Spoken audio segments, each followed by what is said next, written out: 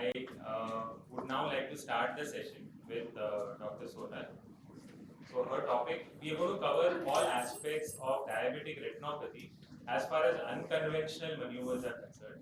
Most of the techniques that will be shown here are not the run-of-the-mill techniques that you see normally in your surgeries. We've tried to do it a little bit different. Let's see how much we've been successful there. So Dr. Sonal, over to you. Her topic is going to be do or die with the pun intended, differential staining for epiretinal layers. Dr. Sonal is a very prominent retinal surgeon in Mumbai in private practice, and she has a lot of wonderful videos to show. Over to you, Sonal. Thank you, Sonal. Thank you for making me a part of this IC. It's always a pleasure. And I think I'm starting this talk with all of you, and probably just a very important thing to hear for us is these dyes have changed our life, and let us not die. So, okay. An interesting case of a PDR patient. I'm going to just decrease the volume for a minute. Yeah. Came in with like a large fibrous polyp at the disc. You see that entire polyp that is there, and ideally you could lift the edge of the polyp without even staining it, but I thought that staining with the dye will give you a nice simpler edge, and especially the very atrophic retina, you have all sclerosed vessels, you're very scared of trying to cause breaks or cause a lot of bleeders there. So the dye will give you a margin and let you beautifully peel it from outward inside, not inside out, which we normally do in diabetic patients, and also stain the ILM better for us, and do a good ILM peel. In some cases, in these kind of patients, you would want to leave the ILM at the fovea, like a fovea sparing ILM, because you do not want to cause a lamellar hole, and you trim the fibrous polyp instead of trying to peel it completely at the disc and causing more bleeding. So this was the pre and the post-op of the patient, and with oil in the eye, and patient has done extremely well after surgery.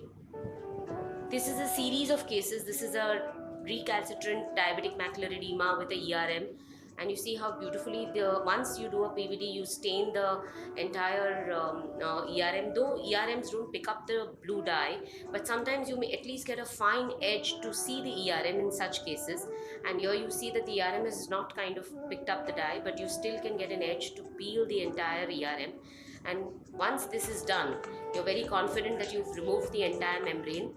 At this point, you are not going to stop here and not restain, which is extremely important in such cases, because there is going to be a small layer of ILM below this ERM which is going to stain and pick up the stain and and that can be beautifully removed after that. So in a lot of these cases, all these dyes help us in doing a good PVD or doing a good ERM and an ILM peel.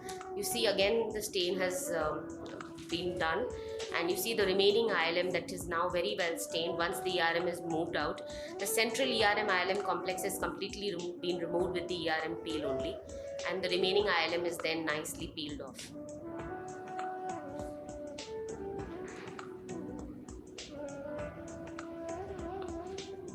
And this was the post-op of the patient. A second case where we have a lamellar macular hole with another thick epiretinal membrane. Again, I start by injecting tricot, do a good PVD, and then I realize that the tricot is not staining this complex at all. So sometimes something like a negative staining that happens in these patients.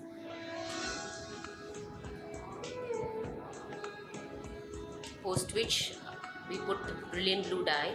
The brilliant blue beautifully stains the entire membrane and the entire complex. So the entire complex, once it is stained, you will get a very good edge to the complex, and you see that the entire stain with the tricot and the brilliant blue together help you to pick up the membrane very well. It's a very, very thick membrane. It's got a small attachment right next to the fovea,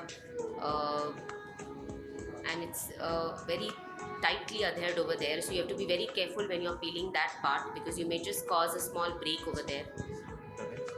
A restain with the brilliant blue is done, and the remaining ILM is then very well peeled off. So they give you a great differentiation when you are seeing the membranes. They give you a very good edge to pick up.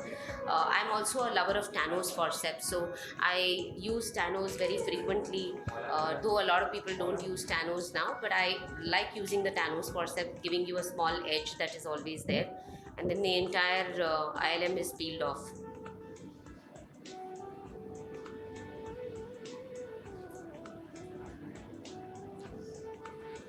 This is the post-op of the patient. This is a third patient with drusen's with a thick epiretinal membrane. You see the epiretinal membrane, but sometimes when you put the tricot and after you do a PVD, you realize that there is no staining there.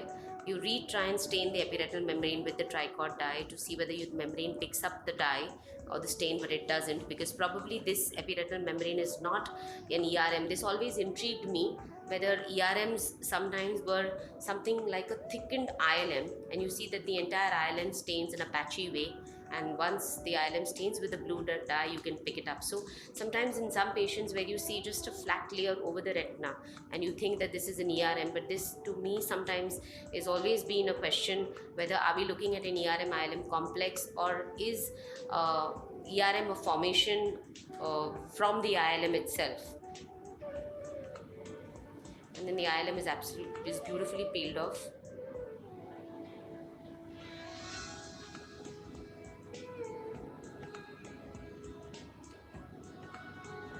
And this was the post-op of the patient with achieving a good foveal contour back.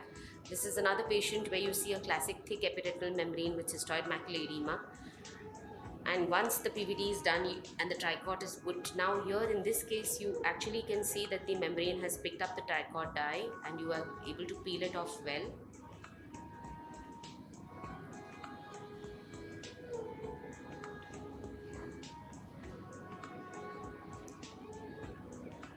While peeling these membranes, you have to be very careful in cases where the retina is thin or atrophic, because you do not want to cause any breaks. Once that is done, you stain it back with the brilliant blue and a good ILM peel is done.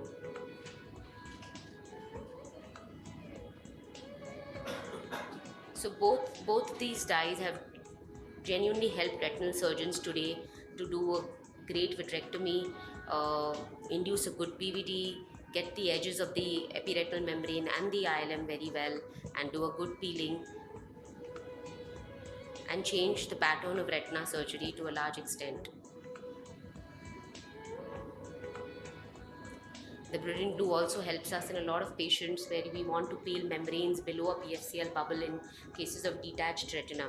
So these dyes have always helped us in a lot of different surgeries, and this has been always there. Spontaneous ILM avulsions are a possible precursor to ERM formation. Thank you. Do dye so that you can see these beautiful dyes.